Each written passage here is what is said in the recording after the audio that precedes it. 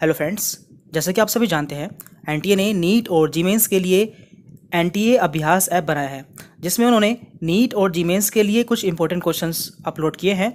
उसमें से कुछ क्वेश्चन हम इस वीडियो में सॉल्व करने वाले हैं। और यदि आपको वीडियो अच्छी लगती है तो आप कमेंट करके ज़रूर बताएं कि हम आगे भी इस तरह की वीडियोस अपलोड करें या नहीं। तो पहला क्वेश्चन है, root does not help in the absorption of water in which of the following plant, यानी कि इनमें से कौन से प्लांट में उसकी जड़ें पानी के एब्जॉर्प्शन में हेल्प नहीं करती हैं।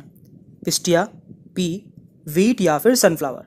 तो यहाँ पे इसका सही आंसर है ए, पिस्टिया, क्योंकि पिस्टिया में कम विकसित जड़ें पा जाती हैं एंड ये एक फ्री फ्लोटिंग हाइड्रोफाइट है, यानी कि ये पानी की सतह पर तैरता रहता है, इसलिए इसकी जड़ें कम विकसित होती हैं और पानी के एब्जॉर्प्शन में हेल्प नहीं करती हैं।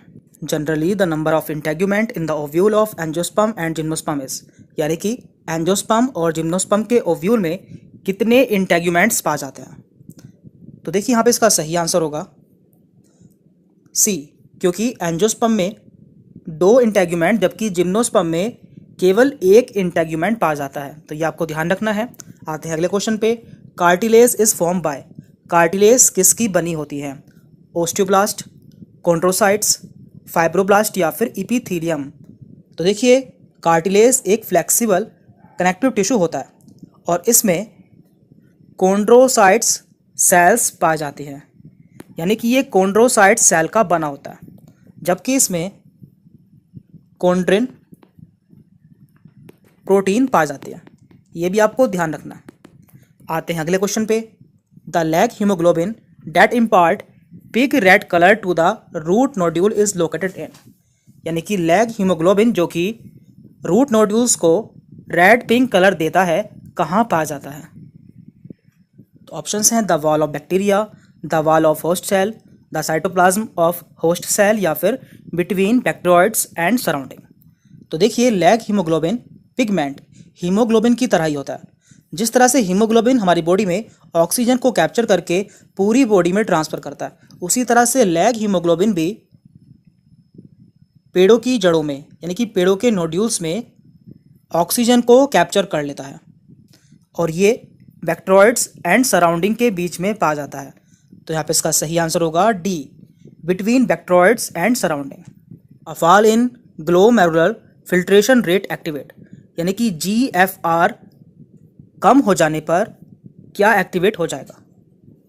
तो देखिए GFR कम हो जाने पर हमारा ब्लड प्रेशर या ब्लड वॉल्यूम कम हो जाएगी, जिससे JGA यानी कि जस्टा ग्लोमेरुलर अपरेटस से रेनिन हार्मोन सिक्रीट होगा, जो कि एंजियोटेंसिनोजन को एंजियोटेंसिन सेकंड में कन्वर्ट कर देगा और अल्टीमेटली ब्लड प्रेशर इंक्रीज हो जाएगा। तो यहाँ पे इसका सही आंसर होगा C, juxtaglomerular cells to release renin. Ephemerals are xerophytes data, यानी कि एफिमेरल्स जीरोफाइट होते हैं जो कि drought resisting, drought enduring, drought escaping या फिर नन ऑफ दिस। तो देखिए ये ऐसे स्थान पर पाए जाते हैं जहां पानी की बहुत कमी होती है एंड इनकी लाइफ साइकिल भी बहुत कम होती है, यानी कि इनकी लाइफ साइकिल केवल 6 से 8 वीक की ही होती है और इन्हें ड्रॉट एस्केपिंग या फिर ड्रॉट इवेडर्स भी कहा जाता है। ड्रॉट का मतलब होता है सूखा, सूखा, और इनके एग्जाम्पल हैं Cassia, Cassia tora, Argemone, Argemone and Solanum, Solanum. तो यहाँ पे इसका सही आंसर है सी, ड्रॉट एस्केपिंग। अगला क्वेश्चन है, what is true about BT toxin, BT toxin के लिए इनमें से कौन सा ऑप्शन सही है? तो ये क्वेश्चन आपने पढ़ा होगा क्योंकि ये क्वेश्चन कई बार नीट के एग्जाम में रिपीट हुआ है। इसका सही आंसर होगा D, the inactive protoxin get converted into an active form in the insect gut, यानी कि बीटी टॉक्सिन एक इनएक्टिव प्रोटॉक्सिन होता है जो कि इंसेक्ट की गट में एक्टिव टॉक्सिन में कन्वर्ट हो जाता है और इंसेक्ट की गट में एल्कलाइन पीएच होती है। ये भी आपको ध्यान रखना है क्योंकि ये एल्कलाइन पीएच में ही कन्वर्ट होता है। Selaginella has a tendency to form seed called seed habit because it follow, यानी कि सिलेजिनेला में बीज उत्पन्न करने की क्षमता पा जाती है और इसे सीड हैबिट क्या था? ऑप्शंस हैं retention of megaspore permanently inside the megasporangium, heterospory, both A and B या फिर नन ऑफ द अबव। तो यहाँ पे इसका सही आंसर होगा सी, बोथ ए एंड बी, क्योंकि इसके मेगास्पोरेंजियम में मेगास्पोर परमानेंट यानी कि हमेशा के लिए रुक जाता है और इसमें हेट्रोस्पोरी यानी कि अलग अलग तरह के स्पोर भी पा जाता है, इसलिए यहाँ पे इसका सही आंसर है C. Cytokinin was first discovered by, cytokinin की खोज सबसे पहले किसने की थी? Skoog and Miller, Boyer, Benson and Calvin या फिर went.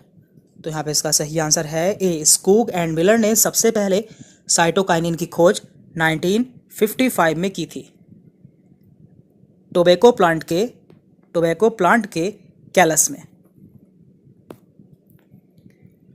The term surrogate mother is used for, surrogate mother किसके लिए यूज किया जाता है?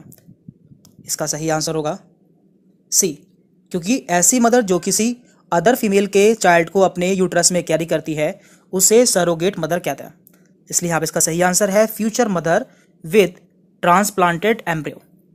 Removal of calcium from freshly collected blood food, यानी कि यदि ताज़ा ब्लड से कैल्शियम को अलग कर दें तो क्या होगा? Cause delayed clotting, prevent clotting, cause immediate clotting या फिर प्रिवेंट डिस्ट्रक्शन ऑफ हीमोग्लोबिन। तो यहाँ पे इसका सही आंसर होगा बी, प्रिवेंट क्लोटिंग, क्योंकि कैल्शियम का काम प्रोथ्रोम्बिन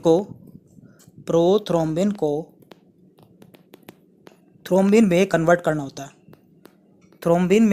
करना होता है, अगर कैल्शियम नहीं होगा तो थ्रोम्बिन में कन्वर्ट नहीं होगा और ब्लड नहीं जमेगा, इसलिए यहाँ पे इसका सही आंसर है B, prevent clotting. Synapsis is pairing of, synapsis किसकी पेयरिंग होती है?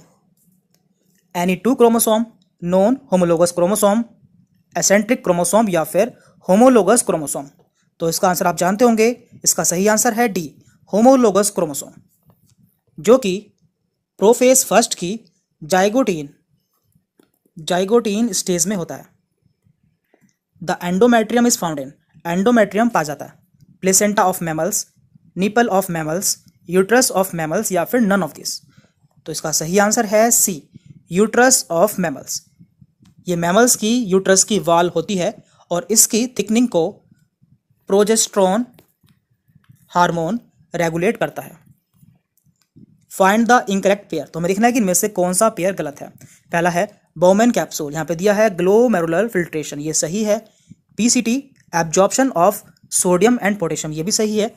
डीसीटी एब्जॉर्प्शन ऑफ ग्लूकोज, तो ये गलत है क्योंकि डीसीटी में ग्लूकोज का एब्जॉर्प्शन नहीं होता है। यहाँ पे बाइकार्बोनेट्स जैसे कि सोडियम क्लोराइड्स आदि का एब्जॉर्प्शन होता है। Which part of the human brain controls the urge of eating and drinking, brain का कौन सा पार्ट ईटिंग एंड ड्रिंकिंग के अर्ज को कंट्रोल करता है? Fore brain, mid brain, hind brain या फिर स्पाइनल कॉर्ड। तो यहाँ पे इसका सही आंसर होगा ए, फोर ब्रेन। तो देखिए फोर ब्रेन के 3 पार्ट होता है, आपको याद रखना है। फैक्ट्री ऑफ सीडी, यहाँ पे फैक्ट्री से है ओल फैक्ट्री लोब। सी से है सेरिब्रम एंड D4 है डायंसेफ्लॉन। तो देखिए ओल फैक्ट्री लोब होता है सेंटर ऑफ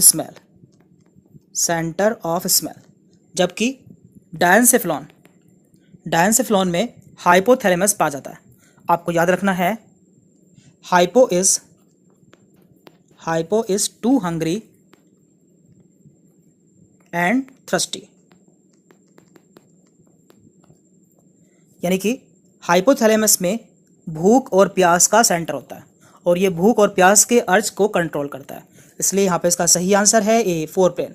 और हमने पूरे ब्रेन के ऊपर एक वीडियो बनाई है जिसमें हमने इसे ट्रिक से बताया हुआ है, उसका लिंक हम आपको नीचे डिस्क्रिप्शन में दे देंगे। तो इस वीडियो में हमने कुछ क्वेश्चन सॉल्व किए हैं जो कि एनटीए अभ्यास ऐप पे दिए हुए हैं। अगर आगे भी आप इस तरह के क्वेश्चंस चाहते हैं तो आप कमेंट करके जरूर बताएं। Thank you very much.